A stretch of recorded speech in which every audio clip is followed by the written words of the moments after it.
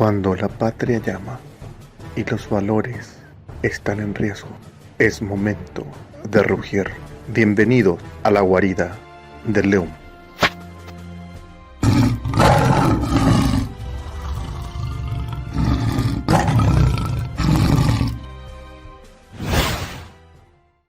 Buenos días, ¿cómo andamos? Buenas tardes, bienvenidos a la guarida del león. Bienvenido, doctora, un honor, nos vestimos de gala hoy para recibirte. Gracias, doctora Mercedes Rites, por estar con nosotros, Rites de Uso, por estar aquí con nosotros hoy, una eminencia con todos esos temas que estamos viviendo ahora a nivel nacional y continental, del tema que afecta mucho a nuestros niños, todo este circo que nos están montando alrededor de ellos, y es como que nos están acosando, ¿verdad? Así que quiero darte entrada, quiero presentarte un poquito, quiero que nos hables un poquito también de tu historia como jueza de la niñez y como ministra de la niñez. Así que bienvenida a la guarida del león, doctora. Buenas tardes, Alejo, y a toda tu audiencia. Encantada de la invitación a mí a hablar de la niñez. Me encanta porque es una etapa tan importante del ser humano, que es la etapa de formación. Yo suelo decir que es como una computadora vacía que vos recién compraste y vas empezando a cargar. Así es el niño, ¿verdad? Así es el ser humano. Y depende de qué le vas cargando en tu computadora. Le vas cargando de amor, de tristeza, de alegría, de fracaso. Y eso así se va formando el hombre hasta llegar a la mayoría de edad. Entonces, en esa etapa de formación es muy importante porque el ser humano es el único ser que en este planeta, ¿verdad? El único animal en este planeta que necesita del papá y necesita de la mamá. O de papá o de mamá. O de una persona mayor que le vaya formando y le ayude a vivir.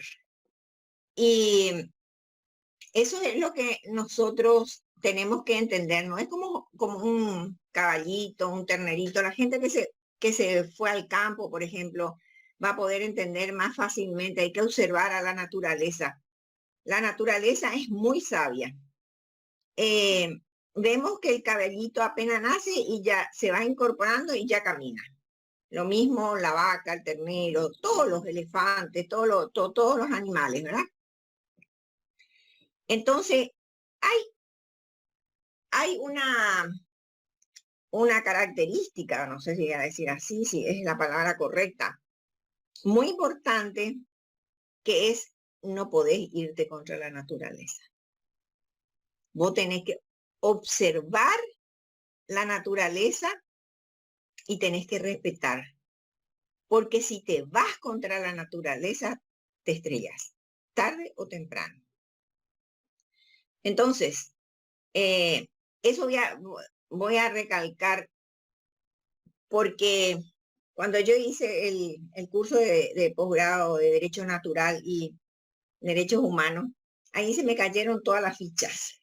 Se me cayeron las fichas de la gente, que hay miles, millones de gente y millones de dólares, euros, que se están moviendo en contra de la naturaleza.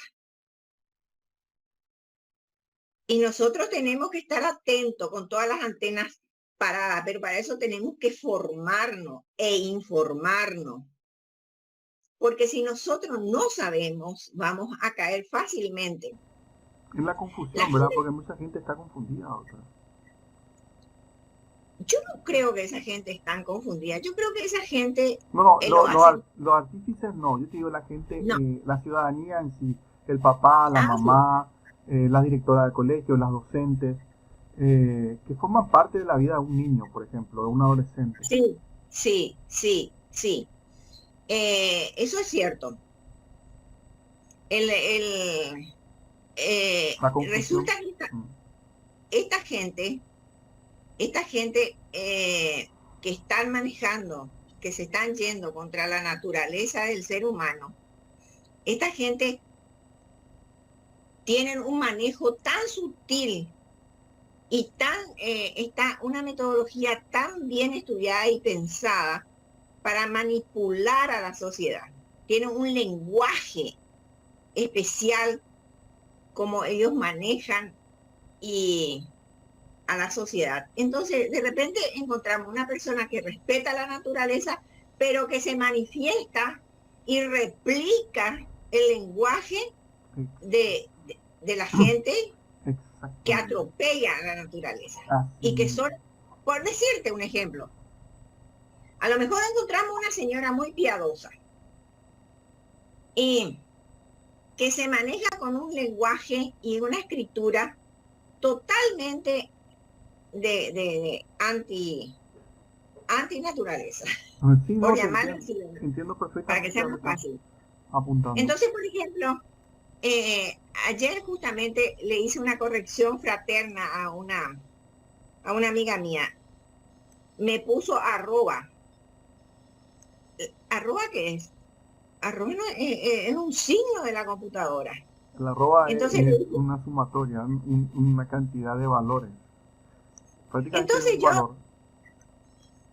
yo inmediatamente le mandé un mensaje y le dije, fulanita, le dije, cuidado con tu manera de escribir, porque si vos sos católica, militante quiere decir practicante, y estás todo el día con tu rosario y no sé qué, y no sé cuánto, no podés escribir arroba cuando te dirigías a la persona, porque ese lenguaje, esa manera de escribir, como niñas, niños, por ejemplo, porque el plural en castellano es niños, ciudadanas, ciudadanos, no se dice ciudadano, pero ellos acentúan y hablan así porque quieren hacer la diferencia entre el hombre y la mujer.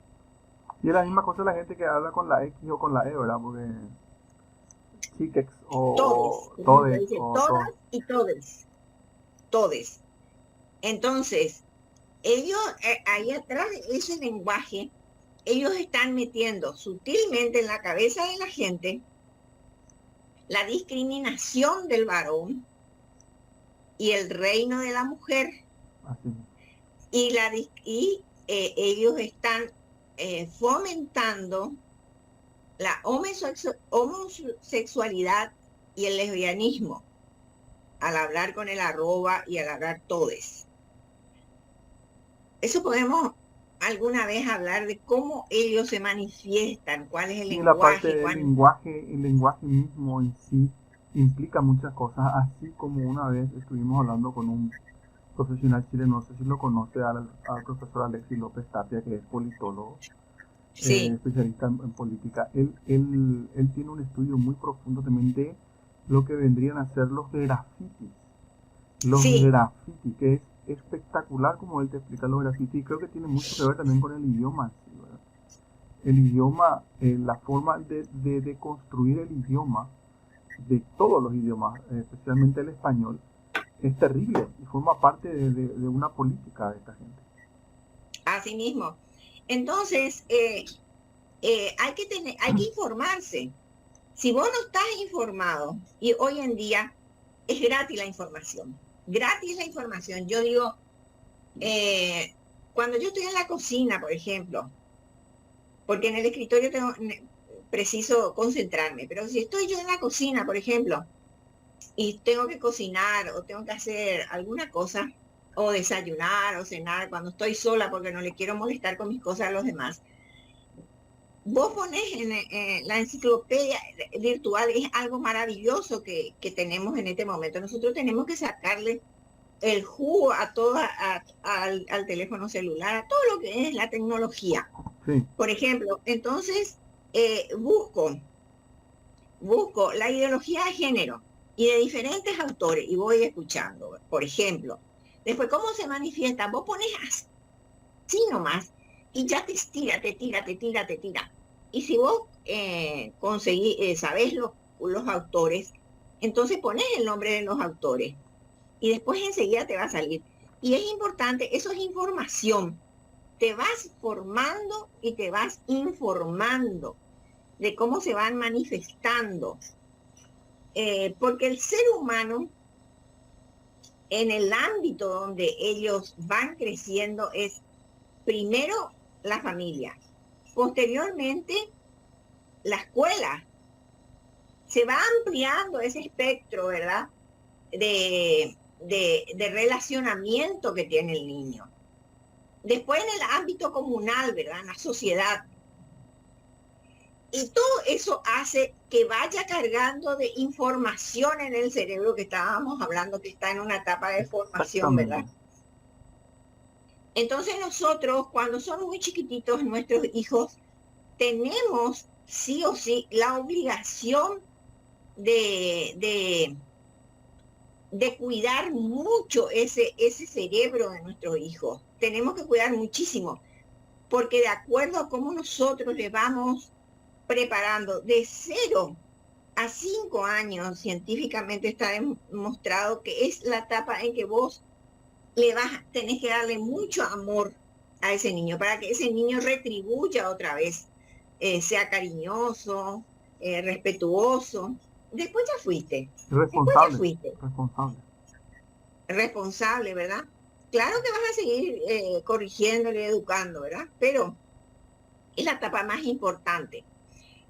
Por eso yo quería hablar de los diferentes actores que influyen en un niño.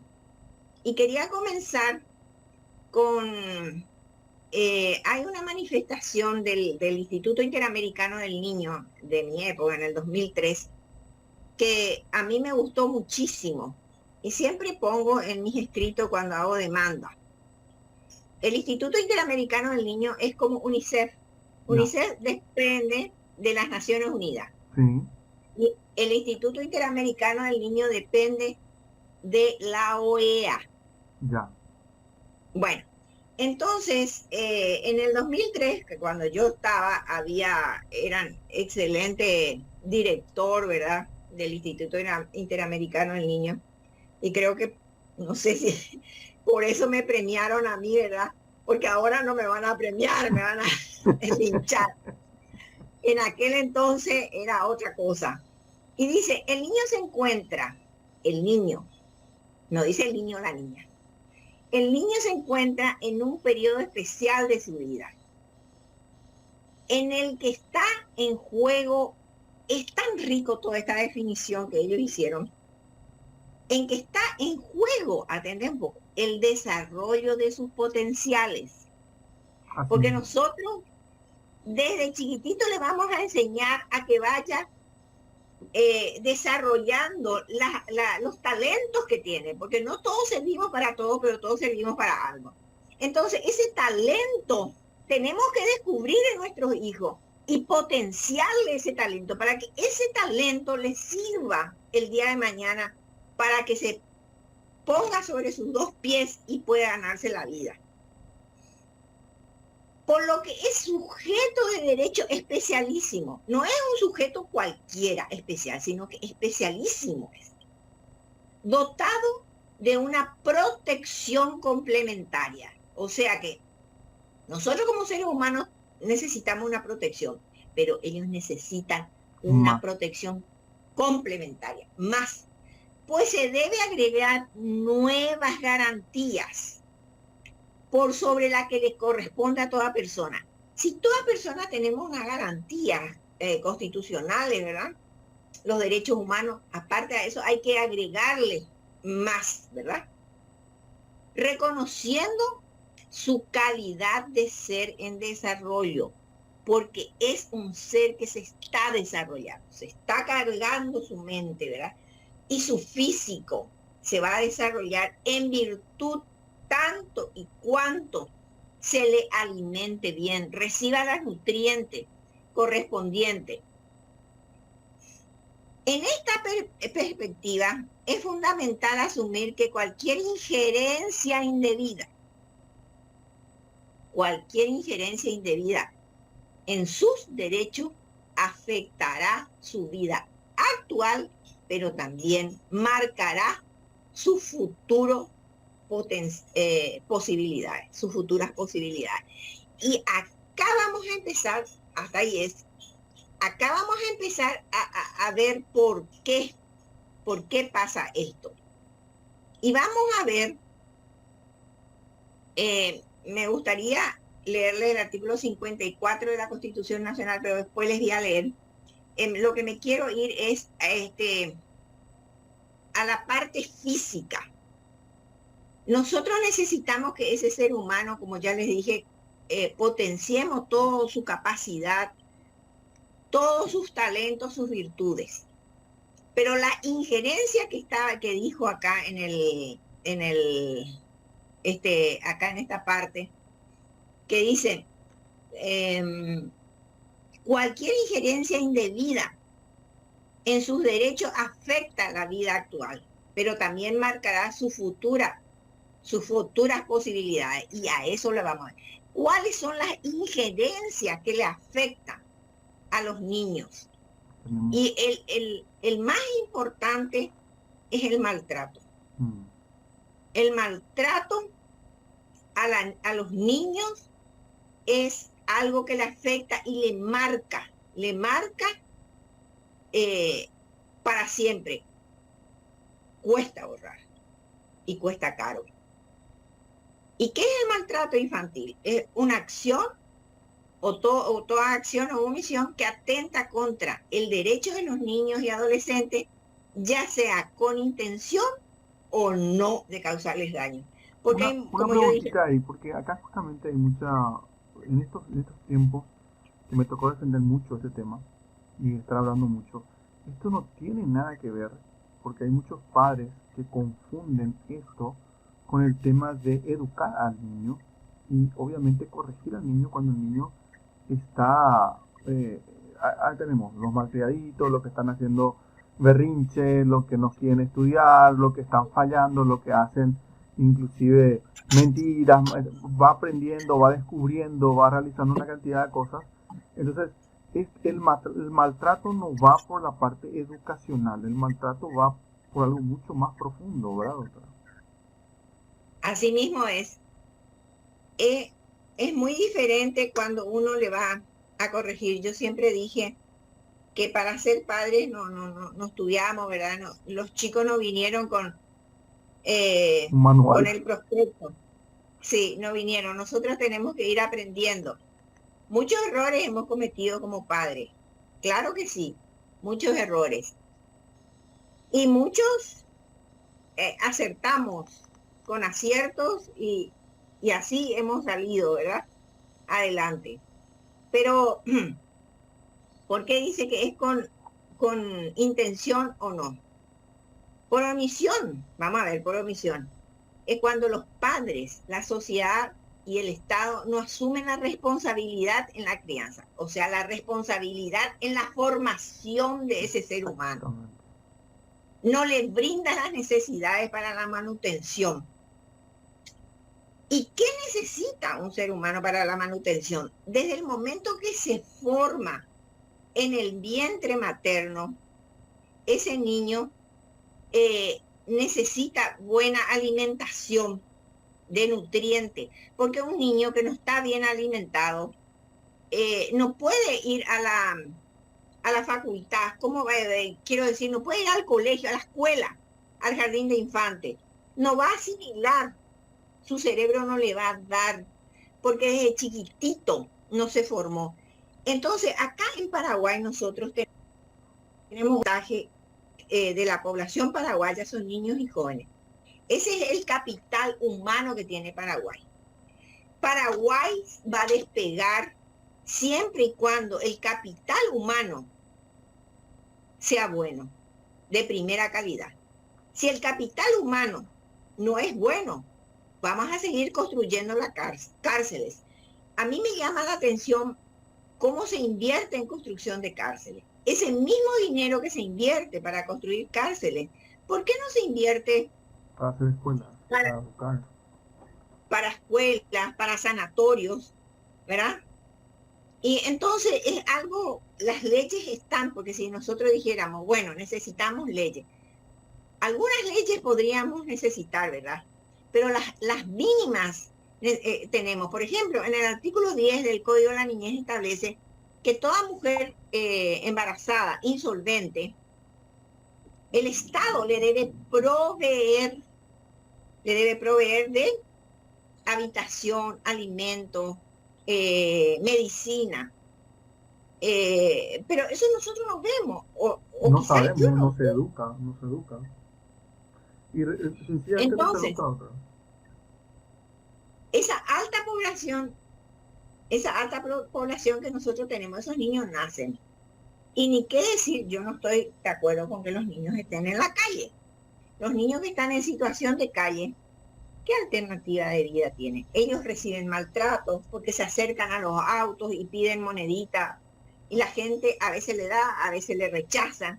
Ese rechazo que está constantemente, todos los días recibiendo, ahí está recibiendo un maltrato, no con intención, porque vos no tenés intención de dañarle a ese niño. Pero vos estás en el tráfico, apurada, que el semáforo, que tenés que ir, que tenés que manejar, que tenés que concentrarte. Y viene y te toca la ventana y te dice, una monedita, una monedita.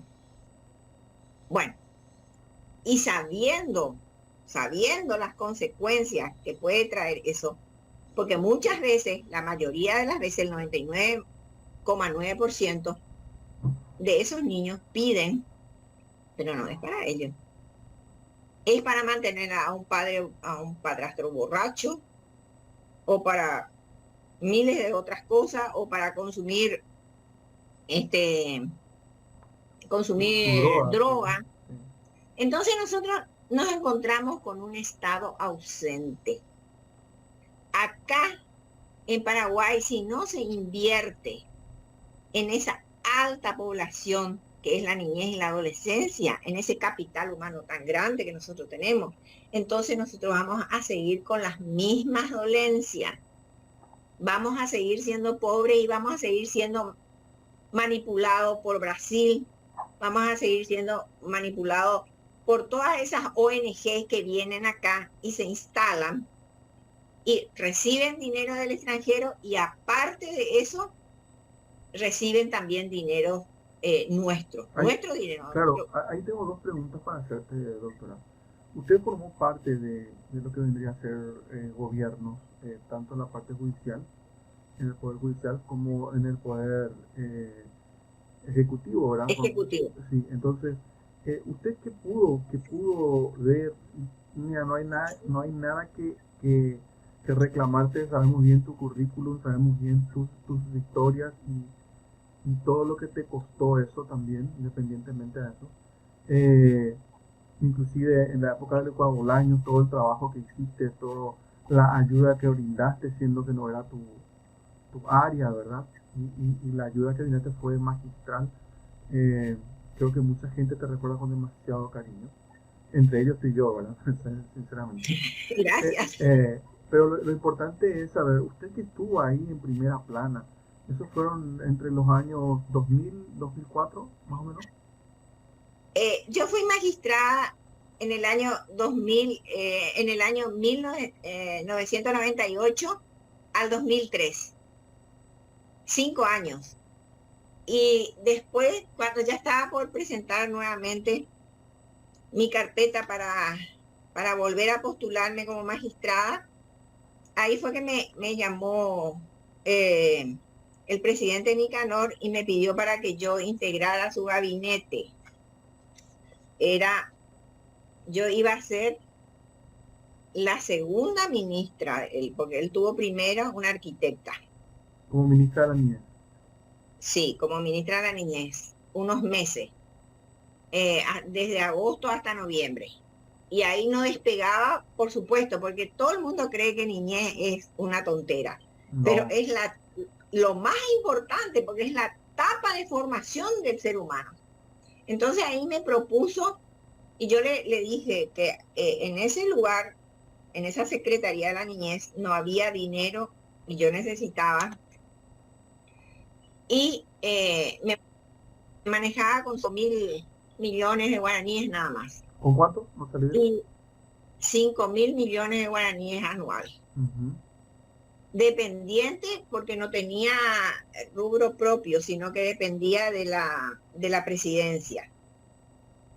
Entonces, le dije que y necesitaba un respaldo político. Y me dijo él, yo le voy a dar el respaldo económico y político. Pero no fue así. Él no me dio ninguna de las dos cosas. Me imagino. Pero yo acepté porque yo creí. Y del 2003, de noviembre del 2003 a agosto del 2005, que fueron casi 2 años, ¿verdad? Fui ministra de la niñez. 2 años, sí, 2 años creo que, casi 2 años, o 2 años, 2 años y pico. 2 años y 8 meses. 10 meses, 2 años y 10 meses. Fui ministra. Y en ese poco tiempo que fui, después salí yo y entró otra persona, que fue del Ministerio de Educación, una persona que él le conocía, que era maestra, pero no tenía conocimiento de la niñez, porque la niñez es muy difícil. Sí. No es así nomás que una maestra que trabajó mucho tiempo en el Ministerio de Educación pueda manejar ese ministerio. Porque la función es elaborar políticas públicas para que los ministerios macro, o sea, Ministerio de Salud, Ministerio de Educación, puedan implementar la política que elabora el Ministerio de la Niñez. Por eso es tan importante el Ministerio de la Niñez, porque elabora la política. Ahí está el caracú y le pasa al Ministerio de Educación cómo tiene que implementar en educación, cómo se tiene que trabajar con el Ministerio de Salud. Entonces, nosotros elaboramos muchísimos proyectos, ¿verdad? No estaba ni aprobado ni el plan de acción ni nada. Y uno de los planes que nosotros aprobamos, que nosotros hicimos, ¿verdad? Y que se aprobó por decreto, que tengo el número y todo y la fecha, el Plan Nacional de Prevención de la Explotación Sexual Infantil. Eso. Y yo no sé en qué quedó eso, porque no van a seguir el mío. No siguieron nunca el mío. Tal es así que cuando la persona que vino después, que yo me había retirado, ¿verdad? Porque, ¿qué es el ministro? Ministro es el secretario del presidente de la República. Un simple secretario. Cuando te pide tu renuncia, vos tenés que retirarte. No es como un magistrado. Claro. Entonces, ese plan nacional de prevención a la explotación sexual infantil, yo instalé una oficina regional en las 3 fronteras en Ciudad del Este, porque ahí yo hice hacer un estudio que te pasé, cómo los niños son explotados sexualmente para turismo sexual. Hay un video de eso, vamos Sí. a estar mostrando aquí.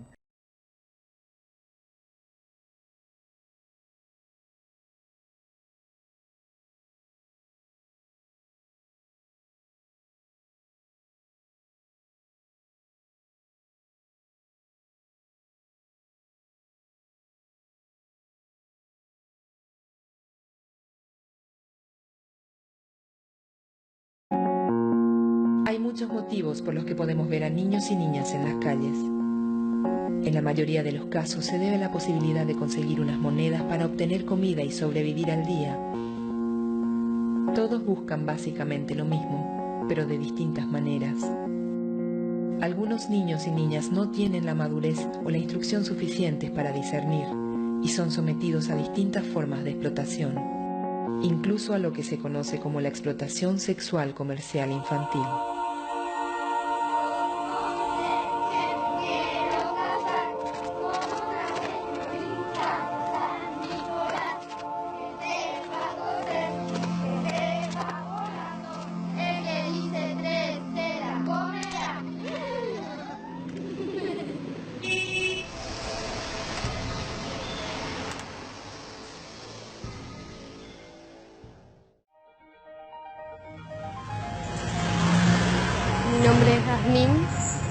A mí me violaron a los 9 años. Tuve mi primera relación sexual a los 12 con un señor de mi barrio. Me dio plata y le di a mi mamá para comprar comida para mi hermanito. Se calcula que en la región entre Paraguay, Argentina y Brasil hay alrededor de 3.500 menores de 18 años que sufren algún tipo de abuso sexual. El 60% combina la prostitución con otro tipo de trabajo en las calles. Las estadísticas involucran a menores desde los 8 años. Pero este problema no afecta exclusivamente a las niñas. Los varones son igualmente explotados y en ocasiones les producen irreversibles traumas posteriores.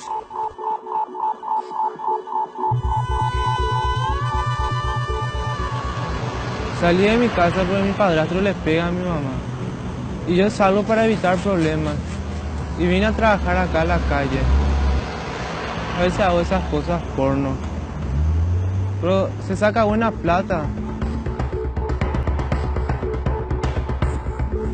Y ahora tengo 14 años.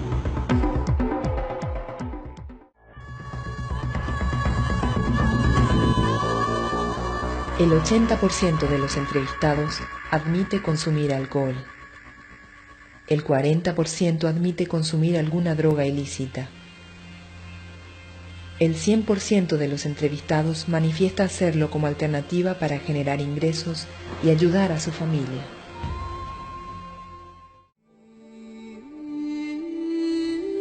El 80% de los entrevistados manifiesta que estaría dispuesto a cambiar de vida.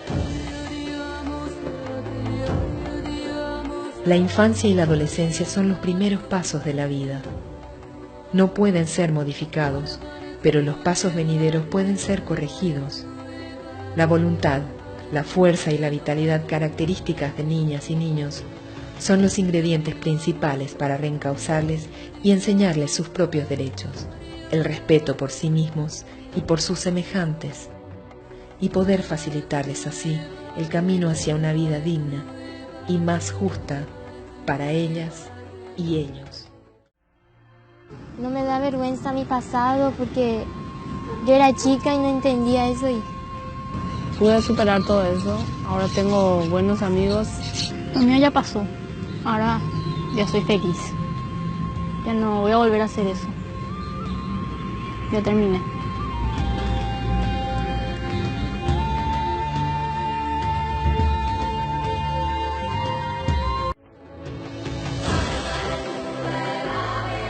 es muy bueno estar en el colegio, estudiar, saber lo que siente una persona normal.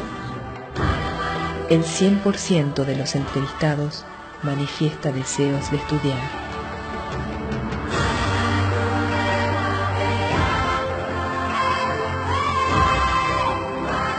Y quiero ser un paraguayo de bien.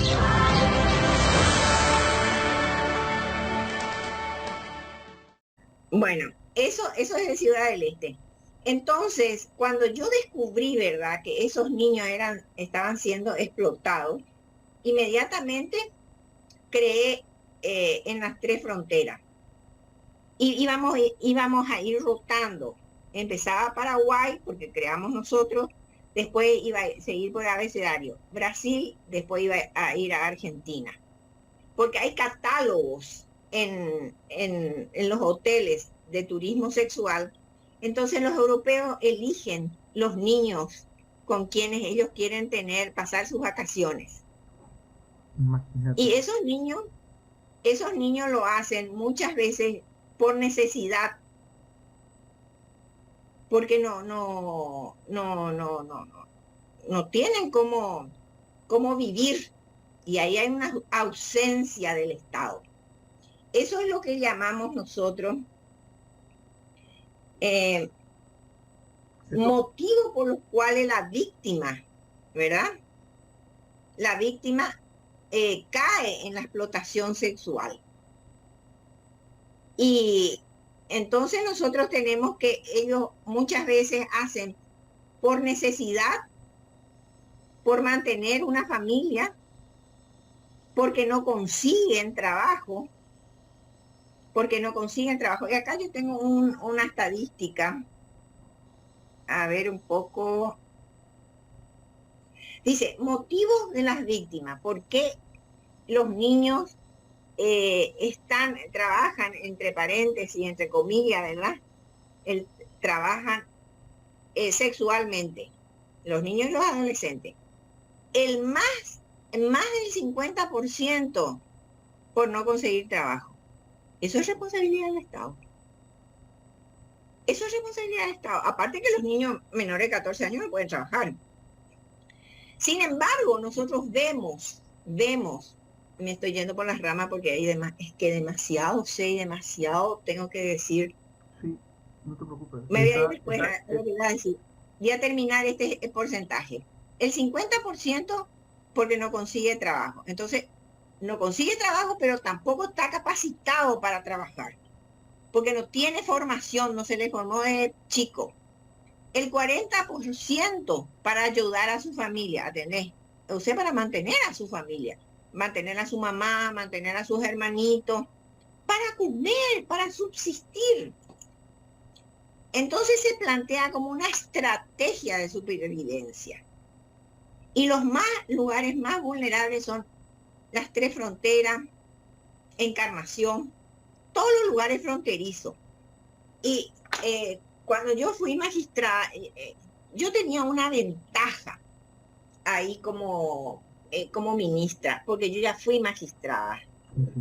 Y yo había perseguido a una red, tengo la fotocopia del expediente, una red que le pasaban a las chicas, les engañaban y le pasaban en Encarnación en combinación con los gendarmes argentinos y le llevaban a Buenos Aires, le ponían en la valijera, le llevaban a Buenos Aires, le sacaban todos los documentos y le explotaban sexualmente.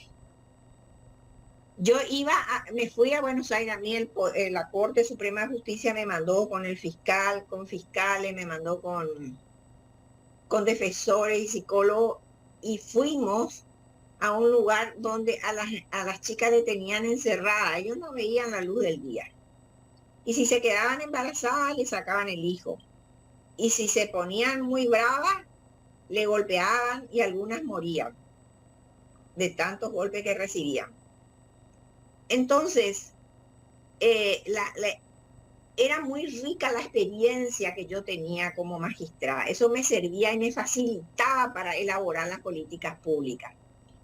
Y cuando me iba a Encarnación, me estaba esperando el gobernador de Itapúa para conformar la oficina regional entre la Argentina y Paraguay contra la explotación sexual. En ese momento me hace llamar el presidente de la República y me pide la renuncia. Porque yo me daba más cuenta, crucial también, ¿verdad? Me daba cuenta que yo no iba a durar mucho, porque las ONG, ¿por qué están? Porque cuando el Estado no hace su trabajo, entonces ahí están las ONG para hacer el trabajo que no hace el Estado. No hace el Estado, y encima se aprovechan. Y ahí iba mi segunda pregunta, y ya que estás tocando el tema.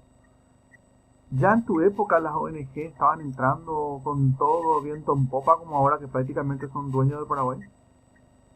Sí. En aquel entonces, para ellos mi nombramiento se cayeron de espalda. Fue un susto tan grande y todos los días me sacaban en el diario, me hacían manifestaciones de los niños, con niños, ¿verdad? Y me acuerdo que mi consuegra me contaba, porque ella vivía en un departamento muy alto, y ahí en una plaza le pintaban a los niños, ella misma, pues, cuando eso no había teléfono como para sacarle fotos, ¿verdad? Ni filmarle, pero ella me llamaba y me contaba. Mira, ellas se van a ir, se están preparando, están pintarrajeando, y las ONG eran las que le preparaban todo y después le mandaban a las criaturas, ¿verdad? Reclamando derechos que no estaban. Como siguen trabajando hoy, ¿verdad? O sea, manipulando. Así mismo. Entonces, ellos muestran la realidad, pero esconden las intenciones de ellos. Así mismo. Ellos muestran la realidad, pero esconden las intenciones. Entonces, me acuerdo que hicieron una manifestación cuando yo estaba en Ciudad del Este, hicieron acá. No sabían ellos que yo estaba allá, estaban tan mal informados. Mi cabeza pedían constantemente, pedían todos los días era una cosa impresionante. Hasta que el presidente accedió. O sea que Nicanor Duarte Fruto tuvo 3 ministras de la niñez. Yo fui la segunda. Ya. Después la tercera y subió Lugo. Uf. Cuando subió Lugo de presidente, ahí sí que se declaró su. Porque yo le dije a la nueva ministra, yo le voy a facilitar todos mis funcionarios que están, usted puede disponer de los cargos de confianza, pero usted va a necesitar de la experiencia de la gente que está acá, le dije. Y ella accedió y no le sacó a nadie. La única que se retiró fue la directora de gabinete, que como viceministra, que era mi brazo derecho, y ella se sintió muy golpeada porque tanto hemos trabajado, ¿verdad? Nos tocaron Icuabolaño, que fue muy duro, que fuimos los primeros en llegar en el incendio. Sí. Entonces todo eso a ella le afectó, ¿verdad? Ella se retiró, yo me fui y ella se retiró. Pero la ministra nueva no iba a poder hacer nada sin ese equipo que yo había formado, un equipazo, pero excelente. Cuando sube Lugo, ahí suben todos los zurdos. Y es increíble como las ONG, que siguen hasta hoy. Todas esas ONG son de ideología izquierda, de la nueva izquierda. la nueva izquierda, ¿verdad? Entonces ahí le nombró a una, pero fanática, ahora me va a venir el nombre, y esta chica entró y barrió con todo, le sacó lo que querían, salían volando la gente que yo había hecho. A poder soportar luego. No, y ahí me decían la gente que se retiraron, es imposible estar, doctora, porque tenés que cuidarte de atrás y de adelante. ¿Entendés lo que te digo? Sí, yo sé. Porque está lleno de homosexuales y de lesbianas. Vinieron, invadieron y coparon.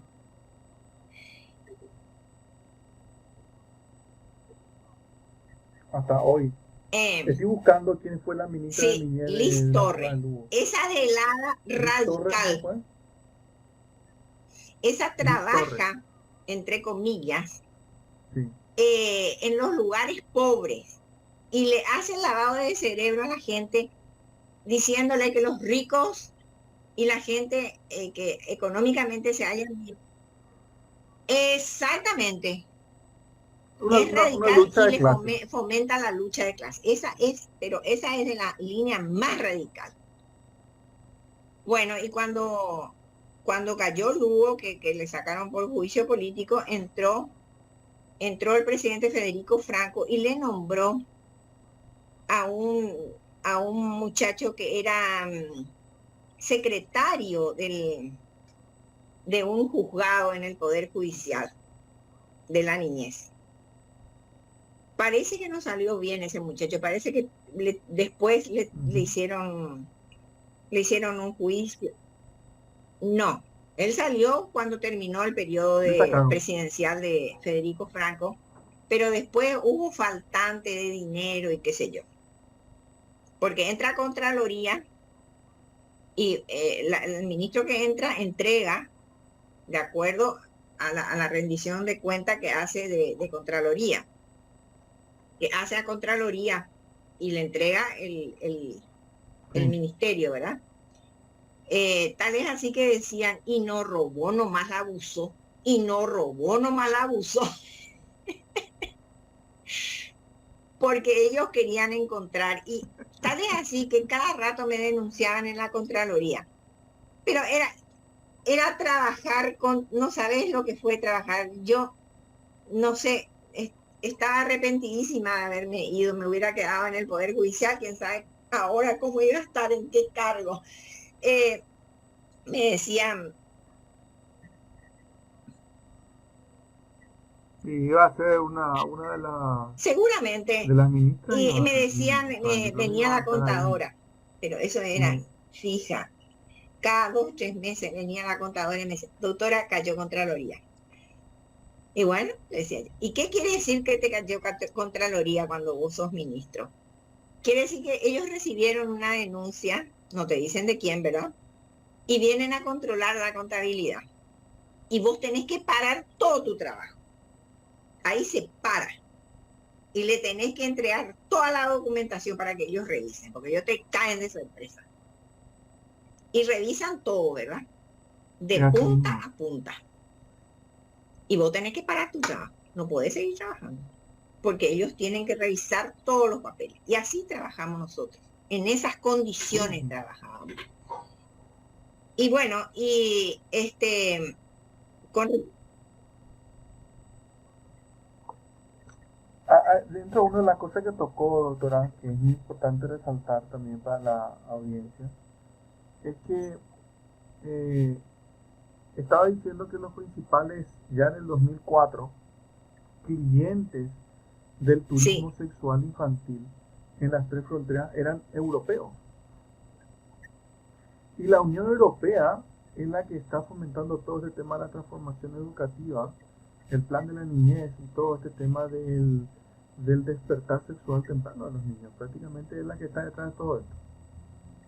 La que está a través de préstamos, a través de la UNICEF mismo, a través de otras ONG, están trabajando a mano partida con respecto a toda esta transformación educativa y todo este enfoque sexual de la educación, porque es lo que puedo decir, es un enfoque sexual de la educación, habiendo tantas cosas sí, que poder hacer eso es por la cierto, educación de un porque niño, ¿verdad?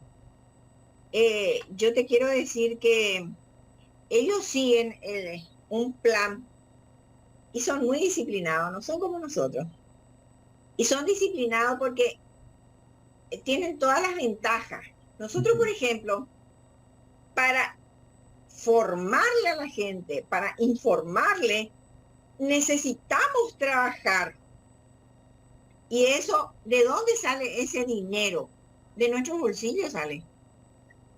¿Cómo nosotros, por ejemplo, vamos a poder pagar y tener una buena calidad de dispositivo, por ejemplo? Nosotros no tenemos la posibilidad que ellos tienen. Mientras ellos estudian cómo van a lavar el cerebro a los padres, a los niños, a los maestros, mientras ellos están estudiando, hay otras personas, hay todo un equipo que está trabajando con los dispositivos que van a pasar, todo dibujito, todo con todo pipí cucú, ¿verdad? Y nosotros tenemos que trabajar en doble, porque tenemos que trabajar para mantenernos y tenemos que trabajar gratis para educar a la gente. Entonces nosotros estamos en desventaja total. A eso le tenéis que sumar que lo que vas a convencer es lo más obvio. Lo obvio. Y lo obvio cuesta demasiado convencer. Total. ¿Cómo vos le vas a decir a la gente que la mujer es mujer? Porque biológicamente nació. Eso es algo obvio. Pero tenés que desgastarte para demostrarle que el hombre es hombre por su naturaleza. Porque el varón, cuando en el acto sexual,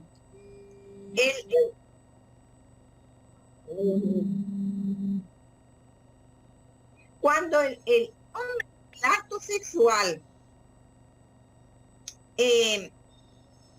Ahí se define si es varón o nena, porque el espermatozoide del hombre, del varón, es el que define el sexo. No como antiguamente se creía, ¿verdad? Que la mujer no le daba al varón, a su esposo un hijo varón. No, es el espermatozoide es el que define el sexo y se introduce en el útero de la mujer, se anida y ahí se forma la criatura, el niño. Desde que se introduce ya se forma otro ser humano.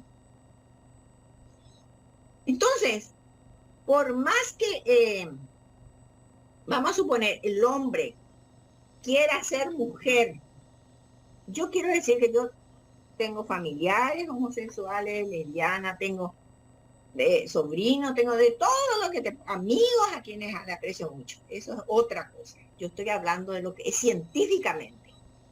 Entonces, el varón, si quiere ser mujer, como ellos dicen, porque esa es la agenda que ellos siguen.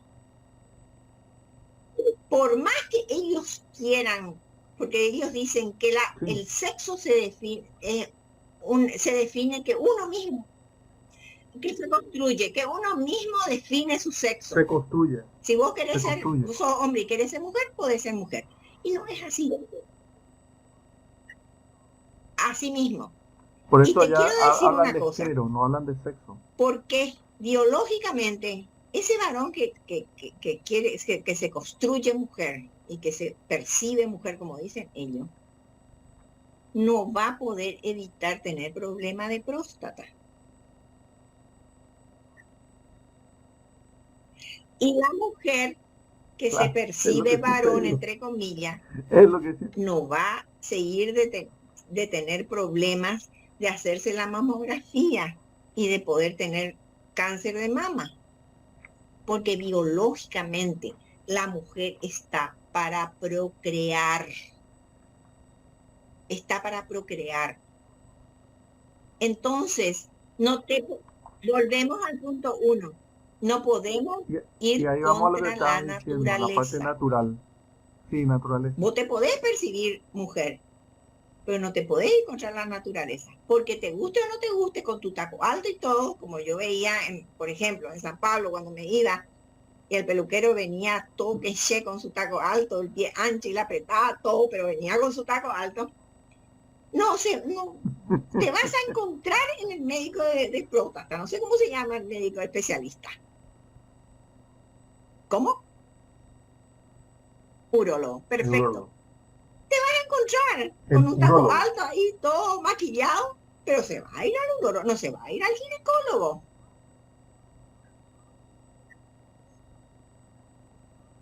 No, totalmente. Totalmente. Y si estás fosilizado y te encuentran dentro de 500 años, dentro de 1000 años. Exactamente. Ahora con la ciencia hoy que está tan adelantada, nosotros, por ejemplo, cuando se encuentran los esqueletos, ya sea en Egipto o se encuentra los esqueletos en Perú, ¿verdad? Entonces se hace un análisis, un ADN, y ahí te sale mujer o hombre, el sexo, ¿verdad? Entonces, pero ¿cuál es la finalidad y qué hay de todo esto atrás? ¿Qué hay atrás de todo esto? ¿Por qué ellos están con esto? Porque la intención de ellos es implantar un nuevo orden mundial. ¿Qué quiere decir eso? Eliminarnos todo lo que puede. Entonces los niños de la calle no van a traer solución. Si el presidente de la República no tiene voluntad política, no entiende, como la ministra que tiene ahora, que cuando fue interpelada, no sabía hablar de género y le habló de cualquier verdura, y los diputados que no entendían nada le aplaudieron como focas. Entonces, así mismo, pero así mismo. Yo recuerdo esa vuelta, estábamos más de no sé cuántos padres afuera del ministerio, afuera del Congreso, esperando que salga la ministra, y le retuvieron ahí hasta las 10:30 de la noche, las 11. Por supuesto. O sea, Entonces, todos son cómplices. por ejemplo, ella dijo que ella hizo muchas cosas y se tiró cosas que yo hice. Mi trabajo de lo que yo hice. Recuerdo. Y entonces, ¿cómo ella se alardeaba? Por ejemplo, ¿por qué se conmemora el día del maltrato infantil? Se conmemora porque yo fui la que conseguí el 31 de mayo con Felicita Mandarina. Y estoy buscando a ver acá el decreto por el que se firmó el presidente, que firmó durante mi gestión. La campaña, por ejemplo, nacional de identidad para documentarla a todos los niños. Esa hice yo. Esa fue durante mi gestión. Después, En el 2002. 2004. sí. Después, por ejemplo, el de Felicita, le registré a todas las ONG, eso le cayó como una patada en el, no sé, le registré a todas.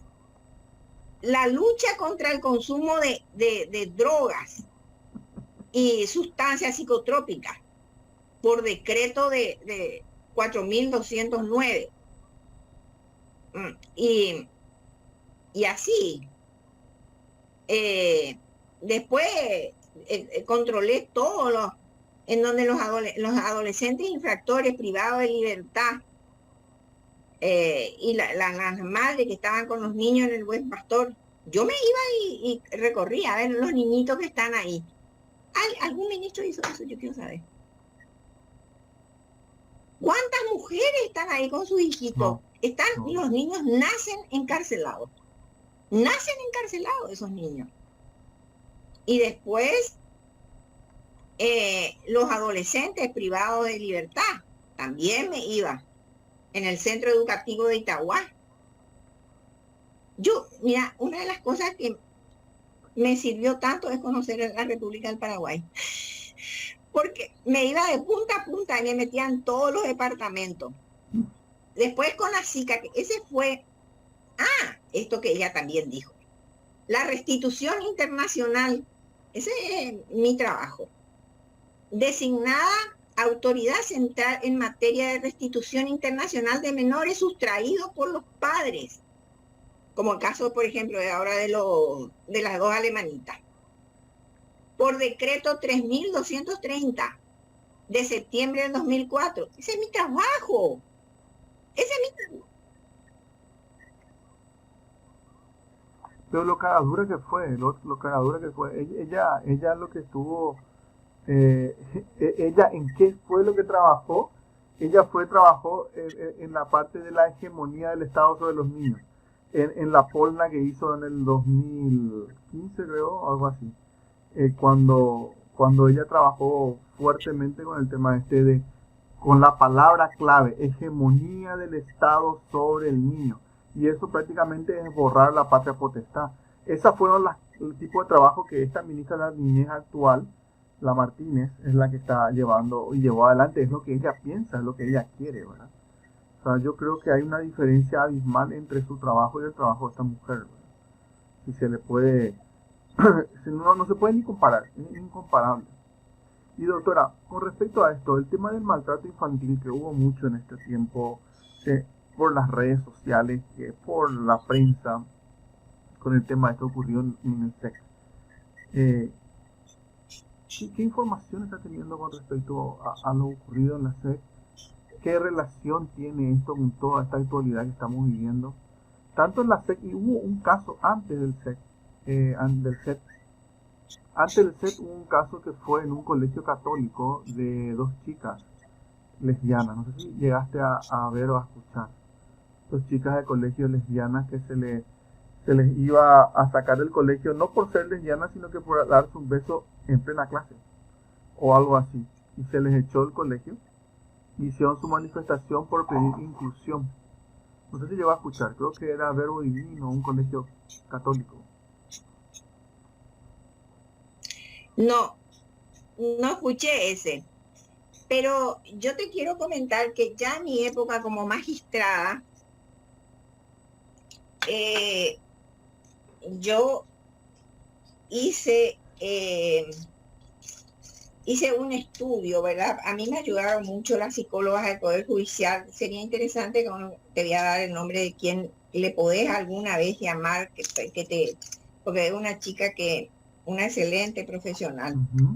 Y nosotros, por ejemplo, salíamos y recorríamos todos los lugares donde estaban los videojuegos. Ya, me acuerdo. En esa época estaban muy de moda. Sí. Vos sabés que esos videojuegos que se usaban en aquel entonces, yo no sé ahora cómo se usan, son los que usaban para la guerra del Vietnam.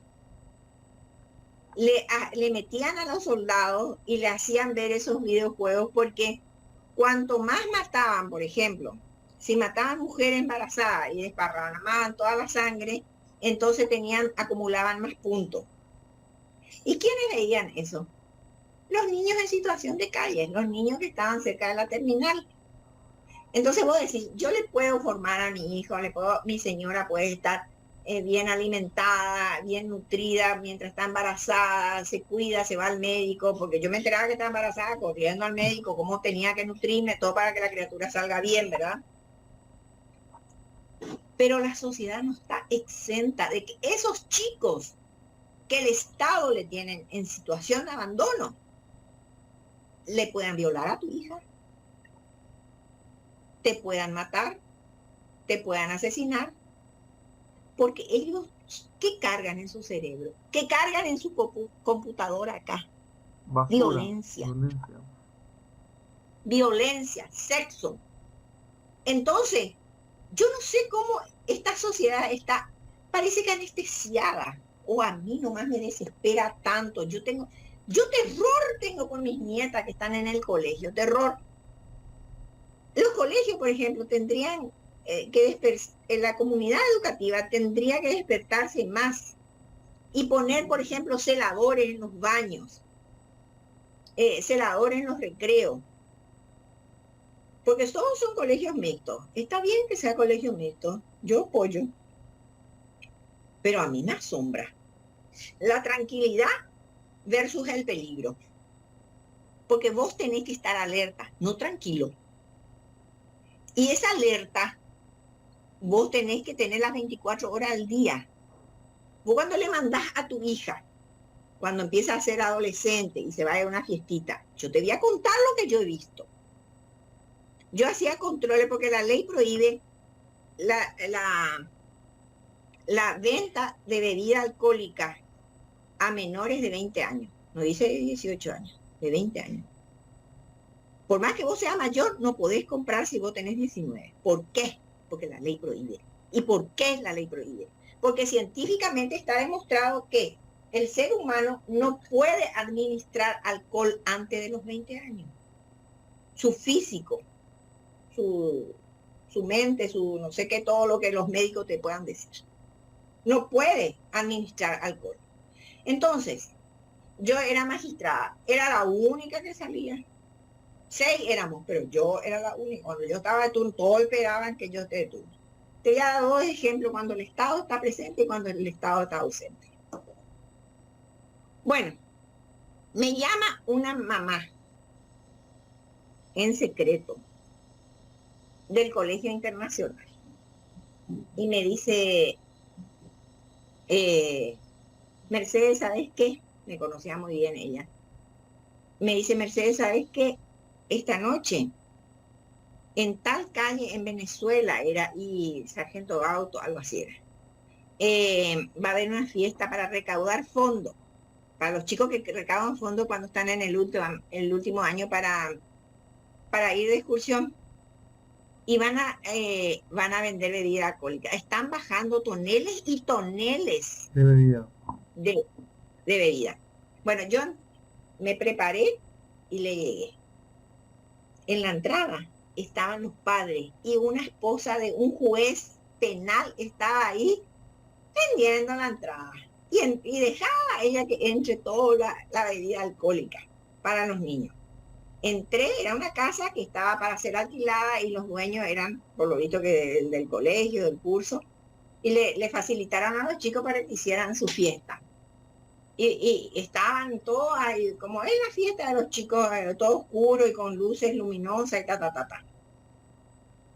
Un caburapo tenía, porque yo no le llegaba a las 12, yo le llegaba a la 1. A la 1, 1:30, 2, y atropellaba. Y le hacía soplar el aparatito que el Estado no tenía. Era tuyo. La señora Rosa Otazú compró, porque su hijo había muerto por un coma alcohólico. Y ella se dedicó, dio su vida, y salvamos muchas vidas a los jóvenes gracias a ella. Bueno, entonces, me voy entrando, hasta que llego en la cocina. Yo te digo que era una fiesta de chuchi, estamos hablando del Colegio Internacional. Y entro en la cocina y viste que la parte área de servicio, lleno de cucarachas, toda una cosa toda sucia, porque era una casa que estaba para ser alquilada y que estaba desocupada. Y había una puertita ahí, chiquita. Yo dije, este es el baño, algo por el estilo. Abro la puerta y exactamente era el baño. Estaba un chico con la chica, menores de edad, por supuesto. La ropa de marca que tenía esa chica era impresionante. Seguramente que tenía 15 años. Y estaba en el baño sentada encima del muchacho haciendo el acto sexual. Entonces, vos le mandás a tu hija, a tu nieta, qué sé yo, con confianza, porque están padres del colegio que están controlados. Ahí vos te das cuenta de los valores. El valor más importante era el dinero. Juntar plata para el viaje. Mi hijo no quiere saber nada de los viajes. A la hija, no sé qué iban a hacer este fin de año a Encarnación, dijo no. Si tu mamá no se va, ¿dónde te vas? No te vas directamente. No es así, sencillo. No hay otra cosa, doctora. ¿Y usted qué hizo en ese momento con todos esos chicos? Básicamente. Los chicos que yo juntaba, que estaban alcoholizados o estaban en situación de peligro, los llevaba. Era el único lugar que teníamos, era el centro de adicción, a la madrugada, ¿verdad? Les llevaba ahí. Yo no le arrestaba, nunca le arresté a ningún niño. Le llevaba, eran menores de edad. Le llamaba a los padres, le pedía el teléfono, le llamaba a los padres y venían los padres. Le entregaba bajo alta y se iba con su papá y le contaba que estaba alcoholizado su hijo. Le destruye las neuronas. Porque como te dije, científicamente está demostrado que no pueden consumir. Si a una persona adulta le hace mal, imagínate a una persona que no está totalmente desarrollada, ¿verdad? No está en una etapa de formación. Y la otra vez que estuvo la presencia del Estado, testimonio yo tengo acá cherrata para contarte. El que estuvo la presencia del Estado fue cuando viene un periodista, Daniel Río fue. No me acuerdo si trabajaba en Telefuturo, y me viene, yo estaba en mi despacho como juez, y me dice, doctora, hay un lugar en el centro donde tienen niñas de 12, 13 años que le están explotando sexualmente. Eso quiere decir que esas chicas no pueden salir de ahí. Ellas viven 24 horas encerradas y no ven la luz del día. Claro. Y practicando sexo, 2 o 3 nenas con un solo hombre. Bueno, ellos esperaban que yo esté de turno para irme. Y le dije, bueno, hoy al mediodía vamos a irnos. A mí la Corte Suprema de Justicia me facilitaba todo lo que yo quería. Yo quería camionetas, psicólogas forenses, asistente social, teléfono. Yo era la única que tenía teléfono celular. Cuando eso del teléfono celular era un lujo. Eso que eran así, un lujo. A mí la Corte me daba el teléfono celular. a los otros jueces. ¿Te imaginas? El guatón calcula. Bueno, nos vamos al mediodía en el lugar que me indicó Daniel Río y atropello. Entro y atropello. Y era de fachada, era una casa de masaje. En el interior estaban las niñas. Vos sabés que se tapaban toda la cara, pobrecita, tenían una vergüenza impresionante. Lo que sí que las saqué, las llevé, las protegí y les puse en un lugar donde, en un albergue que puedan estar bien. Y a la proxeneta, a la caficho, no sé cómo le dicen a la mamá, a esa le mandé al juez en lo penal para que ordene su detención, ordenó su detención y hasta yo le salí de testigo que no tenía por qué haber salido porque unos magistrados podemos hacer las declaraciones por escrito nada más, pero yo me fui a presenciar. Bueno, yo hice mi trabajo, porque ya te olvidas de lo que vos ya hiciste, ya chao. Tenés otro y vienen tus casos, los casos que vos tenés. Bueno, el año pasado o antepasado fue cuando nos íbamos a Encarnación con la doctora Valeria Enfram para disertar. Me manda un mensaje en mi WhatsApp una chica y me dice, doctora, yo le quiero contar que he visto, encontré en su Facebook teléfono y no sé si usted se ha de acordar de mí, me dijo, pero hay casos emblemáticos que te acordás toda tu vida. Y me dice, yo fui esa niña de 12 años que usted sacó de ese lugar, de ese quilombo. Ese antro, sí. De ese lugar. Y quiero contarle que me casé, estoy en Buenos Aires, me casé, tengo hijos. Y yo estoy inmensamente agradecida porque usted, en nombre del Estado, me protegió, me sacó de ese lugar donde yo no podía salir. Solamente así salía. Y le agradezco infinitamente porque el Estado estuvo presente cuando yo necesité. ¿Cuántos niños hay que necesitan eso hoy, doctor? Pero está a la vista, todo el mundo vemos niños menores de 14 años que están trabajando y que no deberían trabajar. Por eso. ¿Y quién dice? ¿Quién es dice la misma nada? cosa que pasó con ese niño que por un cacho de banana no fue ni un cacho, 4 bananas casi le mataron a golpe. No sé si te recordás. No fue hace poquito. El que robó mandarina de la casa del presidente. No, otro chico que le llevaron inclusive frente a que estaba lloviendo, que hacía frío. Creo que le llamé por teléfono esa vuelta a usted y usted me dio unos numeritos para que vayan a buscarle a él. Creo que era... Le dejaron frente al Ministerio de la Niñez y nadie salió a recibirle. Nadie salió a recibir al chico de 14 años y que tenía hambre nomás. Y que lo único que consiguió fue que se le pegó mucho y mal. Entonces, cuando eso fue que llamamos a varias personas y creo que uno de estos centros de acogida religiosos le dio ropa, comida, un albergue bueno, religioso. Te voy a dar, quiero leer nomás esto y después quiero hacerte un comentario para terminar.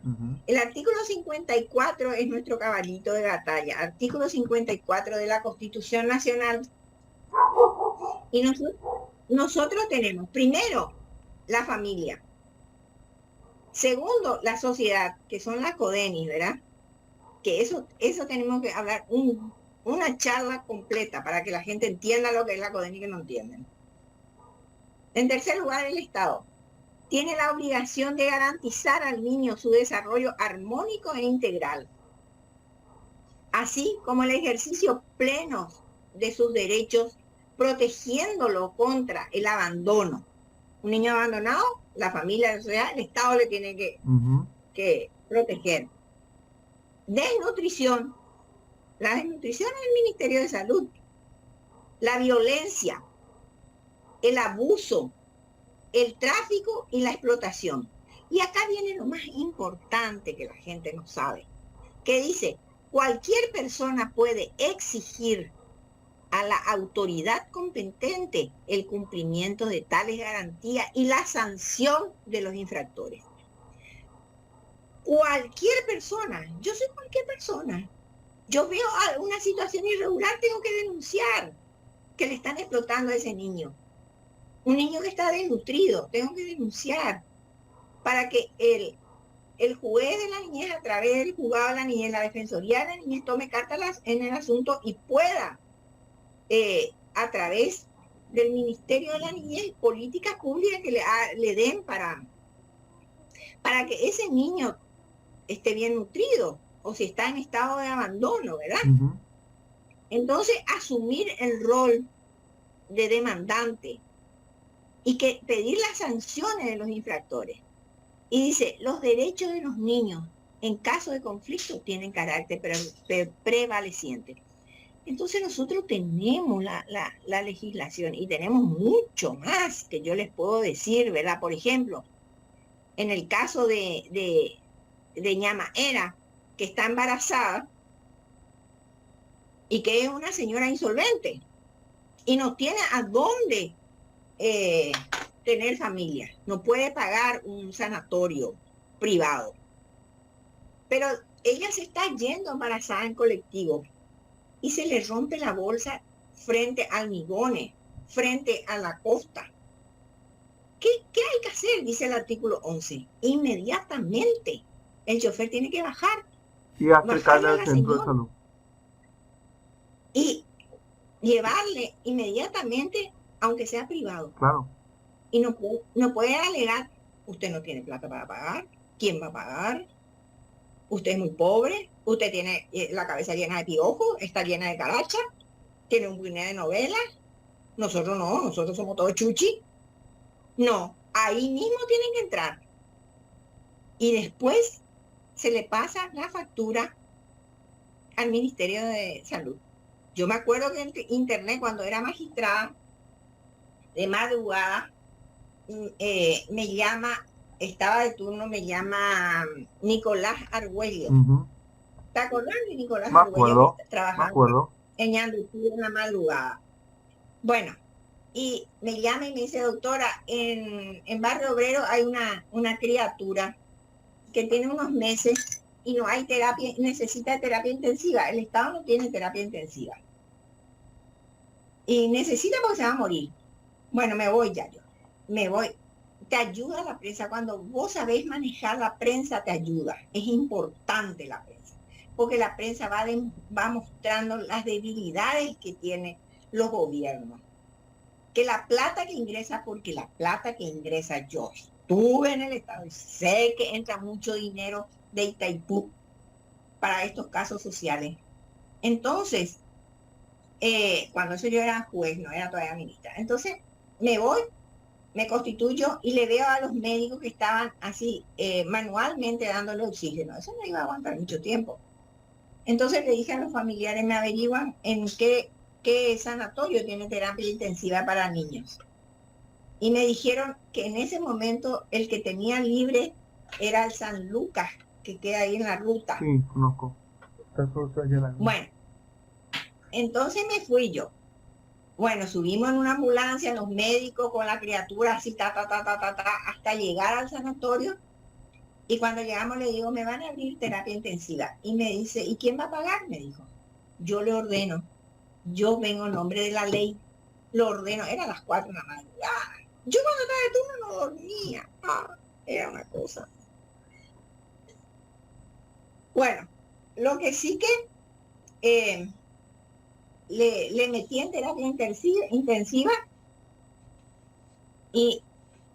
me dijo, ¿quién se va a hacer cargo? El Ministerio de Salud se va a hacer cargo, le dije. Al día siguiente, libré oficio, cuando eso Chiola era el ministro de Salud, y le ordené que se haga cargo de la cuenta. Chiola era mi pediatra, te cuento. ¿Viste? Qué ejemplar. Vos sabés que él se agarraba de la cabeza cuando yo le mandaba las cuentas de los sanatorios privados que le mandaba. yo veía, si yo estaba de turno, yo veía en la televisión que pedían terapia intensiva a un niño, ya estaba volando, ya daba orden. A mí la ley me paraba y yo hacía uso de mis atribuciones. O sea que los jueces hoy en día, si no hacen esto que no quieren hacer. Así mismo. Así mismo. Mira. Y para terminar, te quiero decir nomás acá. En septiembre, el 5 de septiembre del 2020, en primera plana salió abuso infantil en el edificio del Ministerio de la Niñez. Ahora de la ministra actual, la Teresa Martínez, la estrella de la ideología de género. Abuso infantil en edificio del Ministerio de la Niñez. Que tú, las niñitas y los niñitos gritaban de tanto que se le violaba en ese lugar.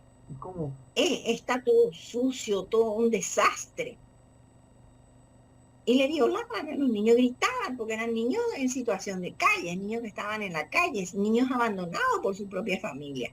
El niño que sale de la casa, sale o porque le expulsan de la casa a los padres, porque no tienen cómo mantenerle, o porque salen, porque el padrastro o porque el papá le pega mucho a la mamá y ya no puede más ver. Y salen y se encuentran con el infierno que es la calle. Y en el infierno de la calle le violan, le hacen de todo. ¿Y qué? Ese chico que está cargando violencia, rencor, rabia, ¿cómo se va a manifestar? Si la propia autoridad, el Estado, que es el Ministerio de la Niñez, fomenta y permite esto, ¿qué podemos esperar? Esto salió en primera plana. Y yo me imagino, porque por lo menos cuando yo era ministra y cuando era juez, la única juez que le daban el diario. Tuvo que haber leído, por Dios. Tuvo que haber leído, tuvo que haber visto. Y si no leyó, o leyó y no le dio importancia, es porque no le importa ese capital humano que yo cuando comencé la charla, diciéndote, ese capital humano nosotros tenemos que cuidar, como hizo Japón cuando terminó la Segunda Guerra Mundial, cómo ellos se levantaron. Es cierto que la ayudaron con el plan Marshall, pero nosotros tenemos Itaipú, ya se le da la cantidad de plata que entra. ¿Y cómo se levantaron? Los técnicos de hoy, esos que hoy en día a nosotros nos facilitan los teléfonos celulares, que tenemos las cámaras fotográficas, los autos, ellos le hicieron frente a los Mercedes-Benz, a los Volvo, que eran autos carísimos, con sus Toyota, con todas esas marcas, autos asequibles y a la sociedad, ¿verdad? Que la podamos comprar y tener un automóvil. Esos son los ingenieros, esos son los bochos japoneses que cuando eran chiquititos terminó la guerra mundial. Pero se les cuidó y se les dio las herramientas para que se puedan parar sobre sus dos pies y mantenerse y no estar, como ellos dicen, pideando en la calle. Me gusta ese mensaje final, doctora, me encanta porque justamente creo yo que una república, que una nación se hace con trabajo, no con fomentando el trabajo, no fomentando la haraganería y los subsidios. Yo creo que el Estado se hace fomentando el trabajo, facilitando para que la gente pueda crear su propia estructura y que el Estado sea exactamente eso, un ente, que el gobierno sea un ente que administre los recursos para que el ciudadano pueda crecer, ya sea niño o sea adulto, ¿verdad? Y eso es lo que tenemos que estar buscando a partir de ahora como ciudadanos que estamos despertando. Tenemos que exigir eso, tenemos que exigir. Muchísimas gracias, doctora, por estar con nosotros hoy. Creo que fue una linda experiencia, hablamos de todo y bueno, espero que tengan una buena tarde, doctora. Gracias por estar en La Guarida. Muchas gracias. Cuando quiera tenemos que desarrollar la función de la CODENIS, ¿verdad? Sí, tenemos que hablar. Que la gente no entiende. y muchos temas que podemos ir desarrollando de tanto en tanto, porque es importante que la gente tome conciencia, que se le concientice, Y que conozcan no sus como el herramientas. vocabulario, no como el vocabulario de los de la vereda del frente que dice concienciar. Concienzarnos de... Sí, algo así dicen. Ellos tienen todo su lenguaje que yo les estudié todito y yo les Eso también tenemos que hablar. Y yo creo que eso es muy importante entender. Y, Sí. Muchísimas gracias, doctora. Que tenga una buena tarde. Gracias por estar con nosotros. Muchas gracias a vos cuando quieras. Chao, doctora. Suerte. Chaucito. Chao.